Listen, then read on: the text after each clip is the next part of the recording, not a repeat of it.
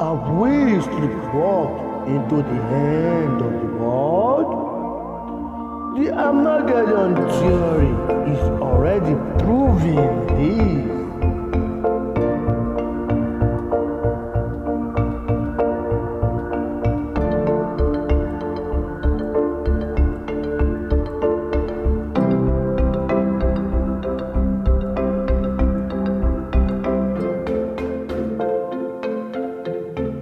This I beheld, and lo, another like a leopard. Upon its back were 4 wings of a bird, and the beast had 4 heads, and dominion was given to it.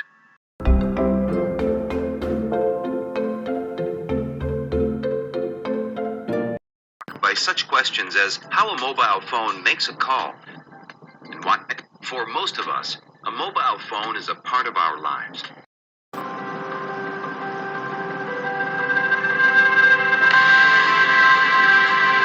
Imagine a world where every transaction required immediate cash in hand, where purchases were limited by the bills and coins tucked away in pockets and purses. This was the reality before the advent of the credit card, a small piece of plastic that would transform commerce, finance, and everyday life in ways few could have predicted. When you go to the checkout line at a grocery store, or when it is time to pay the bill after eating dinner in a restaurant, payment is as simple as handing over your credit card to the cashier or waitress. And with a quick swipe or scan, your debt is paid. You're on your way. You don't even need to carry physical paper money, as that tiny plastic card is connected to your bank account, where you can see your total amounts as well as transactions right at your fingertips on a smartphone. Credit cards are extremely common in the United States today. In fact, about 79% of Americans have one. Banks and financial institutions developed their own payment networks, such as Eurocard and MasterCharge, later MasterCard, to cater to growing consumer demand. Meanwhile, Japan introduced its own unique system of credit cards tailored to local preferences and business practices, a testament to the adaptability of credit card technology across diverse cultures. The global expansion of credit cards not only facilitated international commerce, but also spurred innovation in payment technologies and regulatory frameworks. In regions like Asia and Latin America, where cash transactions predominated, the introduction of credit cards catalyzed shifts towards electronic payments and financial inclusion.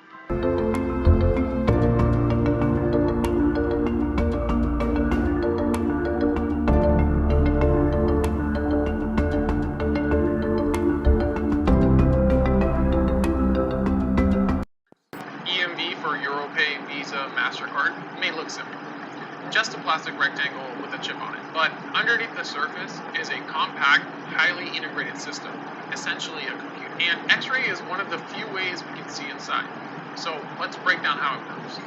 On the surface, you have a contact pad. That's the visible gold surface where the card meets the reader. Consider it a USB port or HDMI. It's not the chip, it's the interface. The real chip is embedded beneath it. Between them are microscopic wire bonds, each one connecting a specific contact to a node on the silicon. They handle power, ground, input-output, and the clock, amongst other things.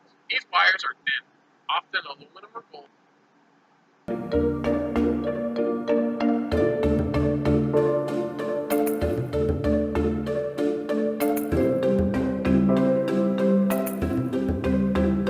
First glance, an ATM, or automated teller machine, might seem like a glorified vending machine for money, but it's far more advanced than that. It's connected to banking networks, runs on secure software, and uses mechanical systems to count and deliver cash with extreme accuracy. It's simple to use. When at a merchant with a chip-enabled terminal, just insert the card into the reader at the bottom of the machine. Be sure to leave it in. Don't swipe the card. Follow the instructions on the display. Sign the receipt if asked. Remove your card, and leave knowing your card information is secure. How to set up Apple Pay on your phone. And it's pretty simple. You come right in here into the settings section on your iPhone, and you scroll down until you see Wallet and Apple Pay. Go ahead and click on that. And from here, you'll see this section that says Add Card. To add a credit or debit card to Chrome, you should be prompted when you enter payment information on the website to save it automatically. To save a card manually, click on the three dots icon in the top right, and then choose Settings from the list. For clarity, Apple Pay is available on your Apple computer, your iPhone, your iPad, and your Apple Watch. Using iCloud, the same credit cards can be shared with all of your devices, so you don't have to enter them in again and again and again. Is convenience. The appeal of debit cards is convenience.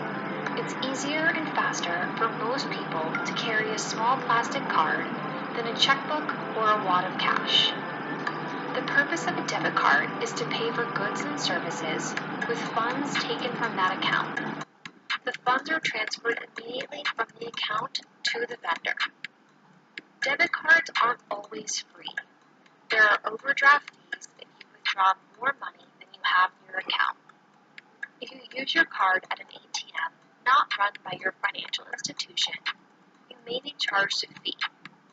There may be fees for simply having the card or for not using the card, activations, and contacting customer service. Your financial institution must, by law, disclose all fees and charges on debit cards. You might receive a debit card with your health savings account and flexible spending account money to pay for products and services that are covered like medications. Debit cards now exist in 401k plans, allowing you easy access